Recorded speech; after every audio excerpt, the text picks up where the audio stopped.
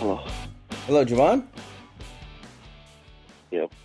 How are you, Jaevon? This is Good. Paul, Outsider Tackle Box radio show and podcast. I got my good buddy Tommy in the studio. Say hi, Tommy. What's going on, Jaevon?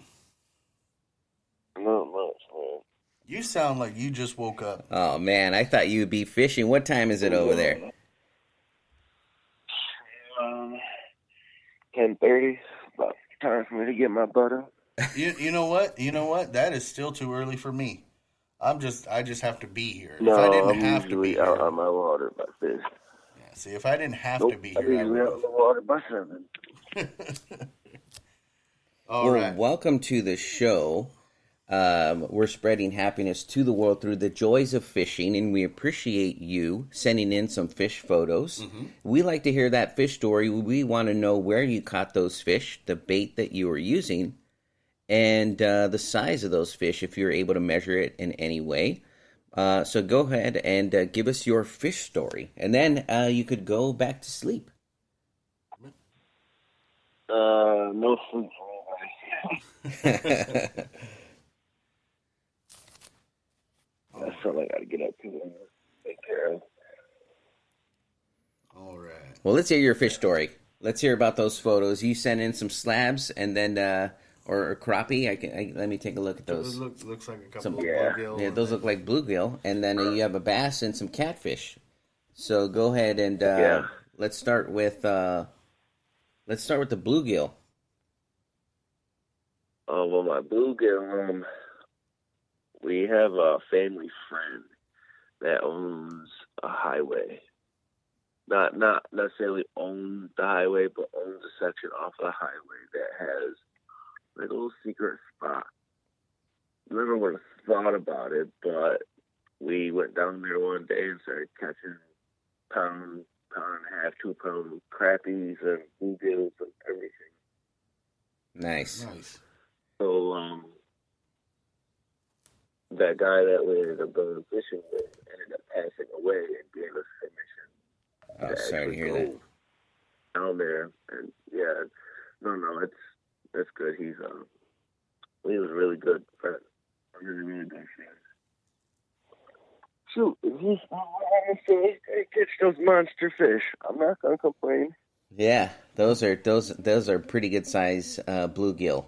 The bluegill I'm used to seeing fit in the palm of your hand, not cover your entire hand, both hands. Yeah. And that's that. Paul's only seen him in pictures because I don't think he's ever caught one. I have actually. I have. Those are fun to catch because they're little and they move around quite a bit. Oh, there you go. And so I had some fun catching those ones. But it's not my story, Tommy. This is his story. I So agree. let's. I'm always trying to catch the bigger fish. I love the fight. The fight is probably the best part of my day. Yep. Mm-hmm. The tug. Thanks, Tommy. Paul wakes up every day Looking for a forward to the tug. All right, so let's. You could have done a sound effect there, Tommy. I didn't. You could have done that. No. Boom. See, No, that's where it was. I'm okay. All right, so let's move on to the next photo. It looks like you had a bass. Let's talk about where you caught. Is it in the same area, or did you catch that somewhere place else? And what were you using for bait? To be 100% honest with you, I challenge myself when I catch my bass. I still stick with my regular brand. I do carry all my tackle, but I do first challenge I try to do is try and catch my bass on my winter. See how everybody's feeling the water. I get lucky. I usually try to push the worm up on the hook a little bit and act like I'm jigging it. Mm-hmm. Usually catch their attention like instantly in the water. Mm-hmm. It's live bait that they're usually used to eating, but at the same time I'm jigging it, so it's a constant jigging for what am I trying to say? I'm jigging my worm constantly in my water. Yeah. Mm-hmm. All right. Well, that sounds like a pretty good. That sounds like a fun catch. You wiggle it around a little bit, and they get they get territorial. That usually happens when you wiggle. Yeah, it happens. And so, and if you have some rattle too, that the vibrations is what they hear and feel. And so, can they hear tummy fish have ears? They could hear too, No, right? they It's a sense vibration. it. They sense it. Yeah, They don't. Yeah, it's a vibration. They can't hear. I knew that. I'm just asking you. They don't have ears. Yeah. No crap. But I guess it's a form of listening, the vibration in the water. Yeah, it's like how deaf people hear. They feel vibrations on the floor and whatnot. It's the same thing. Fish don't have ears. Sorry, Paul. Okay. Well, thanks for the Encyclopedia Britannica. That's right. I'm like, what's that?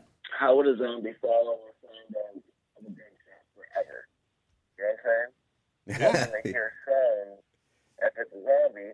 How can they hear a sound from a gunshot from miles away? How do they follow that?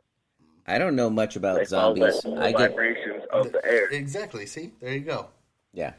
See, I don't know. I'm scared of zombies. Well, you're scared of your own shadow. See, Jaevon apparently is the leader or one of the main people of the zombie response team. Just in case of smart. Smart. yeah, exactly. Yeah. You know, I played my zombie apocalypse life out for years.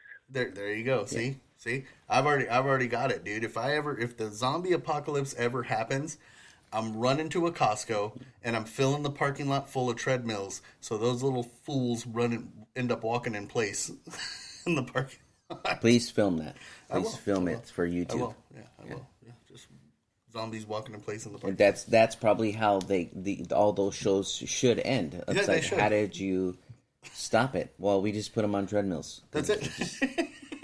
You know, when the treadmill stops, it's a problem because we actually have to get them on another treadmill. Yeah, then it sucks. Yeah, and that's the tough part. It's when you could get hurt. There you go. See? Boom. Done. So let's move on. We got another fish in that photo. It looks like you went catfishing. Let's hear about that cat. I love my catfish. Catfish is my top favorite catch all time. Funnest fight I've ever had. Actually, the funnest cat I've ever had was actually trying to catch a 4-foot pike that I could not catch. But my catfish, believe it or not, I caught my catfish on a light action pole on a 4-pound line. Nice. Wow. And I also caught him on a live worm out in Addison, New York. It was very unexpected. We were going out for a little camping trip with one of our uncles, and he was like, "Hey man, I got a spot out in Addison. You guys want to go try?" We catch crappie, bass all day long, and Jesus, I go out there and I probably see the biggest carps I've ever seen a day in my life, probably 4 foot or longer. Never seen carp so big, never. Like they're owners that own it, like they throw like orange and white koi fish in their ponds and all that. But my catfish, oh man, probably one of the toughest fights I've ever had with the light action pole. And one of the most delicious. Just saying. Well, I don't like my catfish too big. I don't like the meat is too tough when they get bigger. Oh, when but they get the bigger bigger, fish yeah. are always the funnest to catch. Yeah. Oh, yeah. No. Yeah, That size that I do agree had with. was like the perfect size. So the meat is not too tough. The meat is not too soft. There you It go. was just right. There you go. and so I love my fish. I may have missed what bait you were using there during the discussion, and so tell us again what you were using to catch those A live worm. I live would worm. not have thought I would have caught catfish on a live worm. Wow. So I think the rest of my bass that I have on there I caught with either a jig, a green jig, or I like throwing my spinner baits. Oh, and rooster tails. Yeah. Okay. You can't go wrong with rooster tails. Yeah, rooster tails are good. You pretty much catch everything. Yeah, you can. So pretty many much. game fish will chase a rooster tail. Everybody down where I'm at, up in Elmira, New York, everybody goes down here and fishes the river with rooster tails. Pulls out ginormous stripers and catfish. I can't do it. Yeah, you can pretty much. I You can pretty much. don't like anything fishing with the river. Oh, okay. So let's. I don't never have that. We know that you are a nephew to one of our pro staff here at Outsider, and so Glenn Doty. Let's hear a little bit about that relationship and how often did he take you fishing? Has he ever taken you fishing? Who's a better fisher person, him or your other uncle, Josh? Well, my uncle I haven't seen since I was in between 12 and 14. He actually ended up leaving where we are and ended up moving down to Tennessee. So I actually haven't seen my uncle in a couple of years. So we're trying to plan a trip before the summer ends so we can go out and see him. But I can say when he did come down, my dad was in and out of jail and stuff, so we did end up going fishing with him a couple of times. Okay, that's nice. Kind of can't really say who was the better fisherman. He was always teaching me stuff, and I'd catch on really fast. Yeah, I was just teasing there because it's Glenn, and we have a pretty good relationship. We joke around. We joke around a lot. Where he fishes. Oh man, I'm so jealous. I'm very jealous of what he catches out there. Yeah, we just like to mess with him. He pitches all the time, especially the kind of fish that he caught